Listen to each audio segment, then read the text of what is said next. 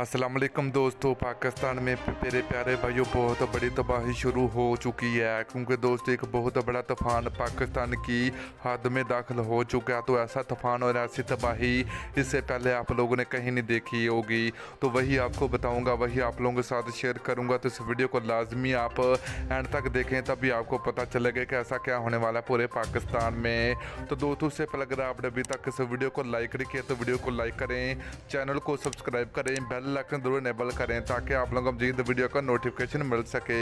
तो चलिए दोस्तों आपको बताते चले कि पाकिस्तान में आने वाले चंद दिनों के अंदर पाकिस्तान में एक बहुत बड़ी जो कि तूफान और बहुत ज़्यादा बारिश होने का इम्कान है। तो पाकिस्तान में मेरे प्यारे भाइयों मजीद आने वाले चंद दिनों के अंदर मूसलाधार बारिशें शुरू होने वाली है। तो महकमा मौसमियात की रिपोर्ट के मुताबिक आप लोगों के साथ ये शेयर किया कि आने वाले चंद दिनों के अंदर पाकिस्तान में जो कि पिछले साल के तमाम रिकॉर्ड इस वक्त टूटेंगे।